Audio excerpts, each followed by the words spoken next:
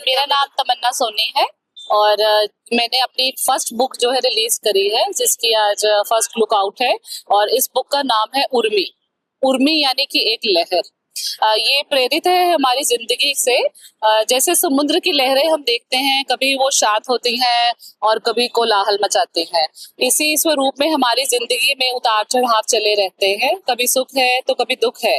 तो इसी से प्रेरित है मेरी ये उर्मी। एक कविता का संग्रह है जिसमें जीवन के विभिन्न पहलुओं को मैंने दर्शाया है कि कैसे एक इंसान की जिंदगी में कभी सुख आता है, कभी संघर्ष आता है, कभी उम्मीद आती है, कभी आस्था है, कभी देश प्रेम है। तो दर्शकों को जो है सभी रंग इस कविता संग्रह में देखने को मिलेंगे। अच्छा मैम, मुख्य मेहमान थे कौन जी, इस किताब का जो लोकार्पण है वो मैंने अपनी माताजी कविता सोनी के कर कमलों से करवाया है।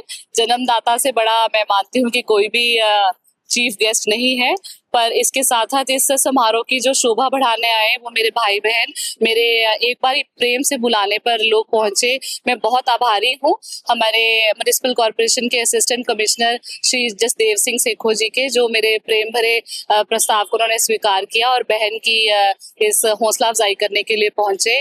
इसके साथ साथ और भी संस्थाओं से लोग आए। पक्षी सेवा संस्थान से सुभाष सोडी जी और मनीषा कपूर जी, आप आम आदमी पार्टी से, और मेरे बैंक के साथी, दोस्त मित्र रिश्तेदार, सब लोग वहां पहुंचे मेरी हौसला अफजाई करने के लिए। सिस्टर गल करिए तो नौजवानों को मैसेज देना चाहूंगा, भावें लड़के तो भावें लड़कियां, हल्की जी कठिनाई आंदी तो हार के बह जांदे ते ਉਹ ਸੁਨੇਹਾ ਕੀ ਦੇਣਾ ਚਾਹੋਗੇ ਜਿਵੇਂ ਤੁਸੀਂ ਕੋਈ ਰਿਲੀਜ਼ ਕੀਤੀ? जी जी, देखिए, इसके ऊपर मेरा ये मानना है कि इंसान को कभी उम्मीद नहीं छोड़नी चाहिए। अगर मैं अपनी खुद की निजी जिंदगी की भी बात करूं तो बहुत से उतार चढ़ाव आए।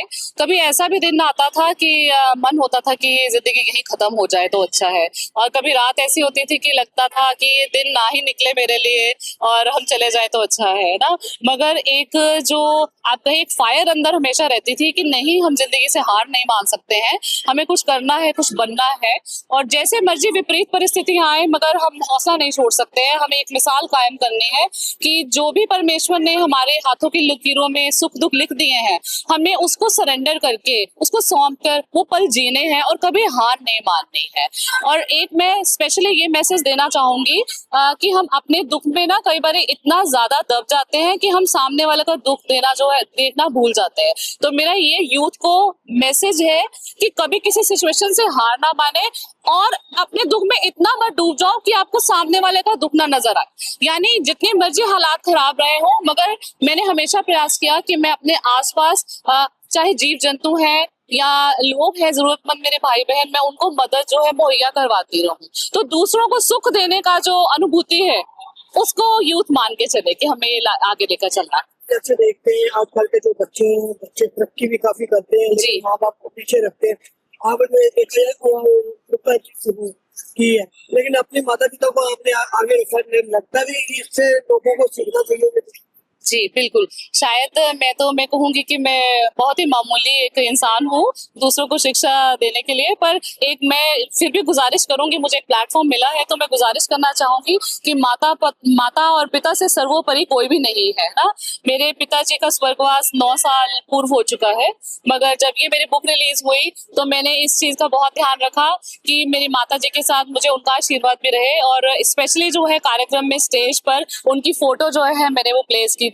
और मेरी इस कविता संग्रह में भी माता पिता के जो हमारे त्याग है और जो उनकी देन है, हमारे जो संस्कार उनसे मिले हैं, उसकी झलक भी आप महसूस कर सकें। इस किताब में खास मैसेज क्या दिया आपने? सर, इस किताब के मैसेज में मैं फिर वही दोबारा दोहराऊंगी कि हर वर्ग के लिए है, हर उम्र के हर वर्ग के लिए ये किताब है।